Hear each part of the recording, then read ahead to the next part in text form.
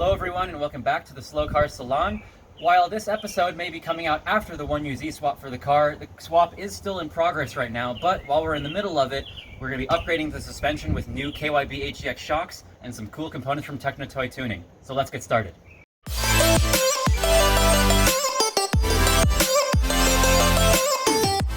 So I'm upgrading the KYB HGX shocks here, particularly because the Koni shocks I'm running up front, which are SW20 MR2 rear inserts, and for the rear Fox Body Mustang rear shocks. While they are good for the car, they are not suitable for my spring rates that I'm running. I have 8K in the front and 6K in the back.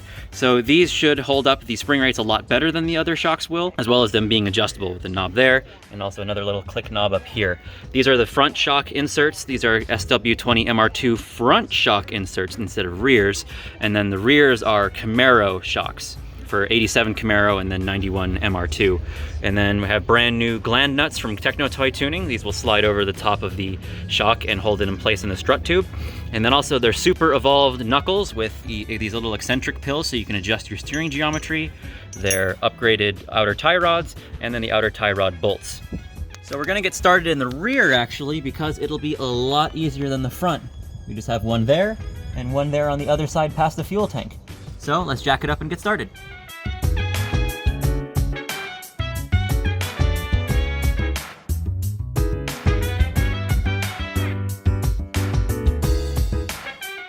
So now with the car jacked up, I've removed everything out of the trunk, and now we're going to remove the nuts at the tops here of both the rear struts.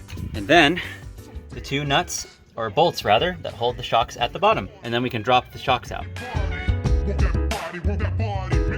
All right, and with the old shocks out, we can do a little side-by-side comparison of old versus new. The Mustang and Camaro shocks are both very similar.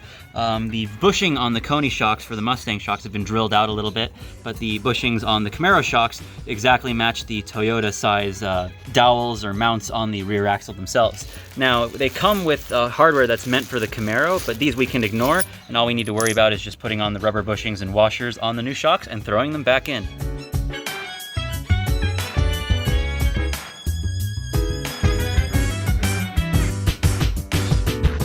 Now with the rears done, we can take our attention to the fronts. I've already taken both the wheels off on either side.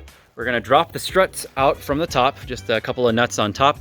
As I said, I'm still in the middle of the 1UZ swap in this particular filming time, so I didn't have all the bolts in there. So we're gonna drop those out, get them off of the control arms as well, behind the brakes, disconnect the whole strut tube off of the roll center adjuster and all that there, and then get the shocks out.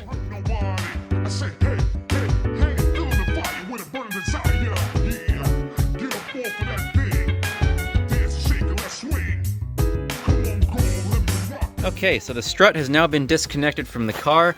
I'm not going to pull off the brake lines though to get it fully off because we don't need to.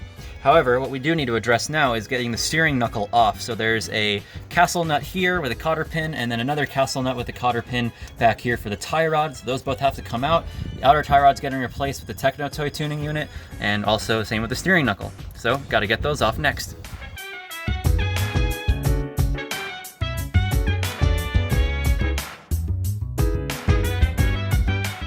All right, so the steering knuckle is out. Everything is off the control arm and the tie rod. The other side put up quite a fight, and such a fight that I'm gonna have to replace the ball joint now as well on the other side. This one is still intact, so that's all good. Now, for the strut, we need to get the shocks out of them. So we're gonna pull them out. We're gonna remove a nut at the top above the camber plate there. And then that nut in there, called the gland nut, we're just gonna get that out with a big old pipe wrench, and that should allow us to slide the shock right out. All right, and now the shocks are out on both sides. It's also been a few days, which means some parts have come in. I got a whole new control arm to replace the ball joint on the right side of the car, just because it saves me a little bit of headache in terms of replacing just the ball joint. Everything comes pre-assembled, so I'll just throw that in the car. Now with the steering knuckles, I did have to bore out the holes where the tie rods will attach for both of them with a 5/8" drill bit. That way the bolt for the tie rods will slip right in. There was no more interference fit or anything like that. And then I was also having some troubles with the gold block in the camber plate of the Technotoy Tuning camber plates here, where the little bearing, the pillow ball mount, had like started to pop out, and then the bearing was kind of flush with that machined edge of the gold block. So it kind of told me there was a C-clip failure or something happening, but Technotoy Tuning very kindly provided me with a new pair of gold blocks with new bearings, and they're a slightly updated design from the original ones that I got from 2 years ago, so that's very nice. And then a couple of install notes. For all of your ball joint, castle nut, and cotter pins, make sure you use a brand new nut as well as new cotter pins. Now, I will be reusing my old nut, unfortunately, because I don't have a new one, but I will at least make sure I have new cotter pins. That is definitely the most important part. And then final notes, I'm going to coat the entire body in a light coat of grease here on the shock bodies, just to make sure that they're not going to corrode, and if paint rubs off then we won't have too much of an issue with rust. And then I also put a small amount of anti-seize on the threads of both of the gland nuts for the shocks. So now, with everything prepared, let's get it all in the car.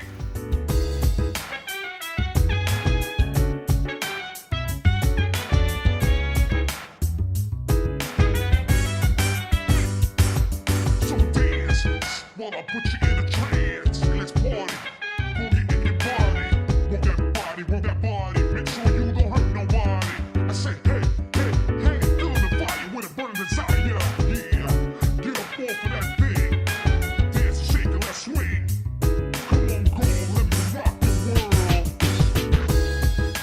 Okay, quick pause for some install notes. Now, when I first put on the steering arm, it wasn't exactly sitting on the ball joint correctly, and I was wondering why, and then I realized the steering arms from Technotoy Tuning come with these little conical adapters if you're using standard style ball joints rather than, I guess, ones that they provide on control arms of their own. So don't forget to put this under in the bottom of the steering arm so that it'll fit properly. And then with these eccentric pills, I believe this is the correct orientation for regular Ackerman steering. I think you'll have to check Technotoy Tuning's website for that, but I think this is the orientation that'll work because that's what the roll center adjuster here fits on, just like that. And of course, got our cotter pin in there and it fits all inside the roll center adjuster just fine. So just wanted to point those things out before we continue on. Okay, that's this side of the suspension back in. Got the whole strut assembly in, which was a little bit difficult on my own. Really wish I had a buddy, but I think that was really the only hiccup I had getting this all back in. Secured it to the new gold block in the camber plate. Got the new steering knuckles in. I also oriented the roll center spacers for the tie rod in this direction. That way, the smaller part of the bushing sits on the pillow ball and it has more room to actuate. Now, something I didn't foresee in terms of the tie rod, which I'm really glad I replaced it because it is mangled. What happened is that I measured the distance from the end of the tie rod to the center of the pivot point here, like in regards to this part of the tie rod. And what's happened is that because the steering arm is a little bit different, it's got a little shorter length here, it's meant for a little more steering angle, this section of the tie rod is unfortunately now a little bit too long. It's about 4.5 inches long, and I need one that's about an inch shorter, so something like 3.5 inches. That way it'll match up to the steering knuckle here a lot better. Although, yeah, like I said, that was something that I did not foresee when I first measured up the length on this one. So I might have to either cut this or see if I can get another one from Technotoy and like swap them out or something like that. Otherwise, that's the only other hiccup I ran into, but it's time now to do the other side.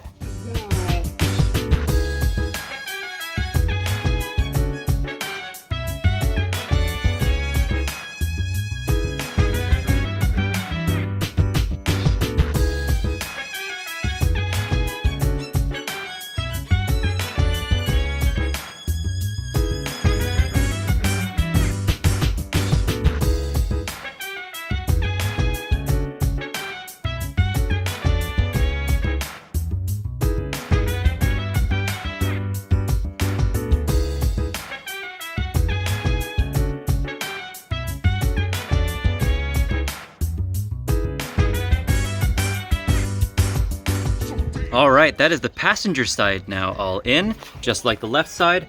Another install note, somebody let me know that this is the correct orientation for the tie rod attachments. That way the thin part on these bushings allows for maximum travel on both sides of the heim joint. So, orient your spacers like so. I also cut quite a bit of length out of my tie rod end there, the red T3 part, as well as the inner tie rod there. So hopefully that should allow me to get some more tow out, because with the too long of a tie rod, it was towing in too much. So we'll see how this setup works. If not, I think I'll just leave it at having the inner tie rod cut, and then see if I can get the tie rod end on the outer part replaced so that I have plenty of thread and adjustment range there. And now that these are installed, I noticed another cool thing with the new gold blocks. They're much lower profile here, so whereas before the edge of the gold block on the top here would hit this inner lip on the shock tower, now that these are actually lower profile, it'll slip underneath and I can actually get a little bit more camber out of it. I think before I had it on this third to highest setting here, but now I can actually max it out a little bit more. But for now, this is all back together, and it's time to try to zero out the tow as best as I can, get the wheels on, and put it back on the ground. Okay, everything is back together, and I think I definitely will get some new tie rod ends from Techno Toy Tuning, as I just don't have enough thread engagement back there, and I cut way too much off the red part of the outer tie rod, so I'm gonna replace those, but thankfully I still have some time to do that. But otherwise, oh my gosh, so much more angle than before. It's awesome. This will certainly help with my parallel parking, of course, among other things. So anyways, now that that's all done, straighten everything back out, put the car back on the ground. Also, just because, yeah, this is in the middle of my 1UZ swap, I did raise the ride height just a little bit on both sides by adjusting the collar there. So hopefully that should compensate for some of the extra weight from the 1UZ. Plus I can always adjust that later. Alright, so that pretty much concludes all of the suspension upgrades made to the car at this time. Obviously, going into the future from this point, back in episode 10, you remember I put in that white line front sway bar with the altered end links. That was pretty much the only other chassis upgrade I did at the time during the swap. However, after, you may have noticed in the last episode how I had a strut bar in the engine bay and then it disappeared again. Well, that's because the clearances were not so great. It was basically touching the intake manifold and a couple other places, even touching off on the hood, because technically the strut bar that T3 sells is for a Corona, not necessarily a Celica. I'm beginning to wonder if I'm better off getting an S13 strut bar and modifying that instead. At least that's because that's what I had before I got rid of the 22RE. Anyways, that's it for this episode. Hope you enjoyed it, and I'll see you in the next one.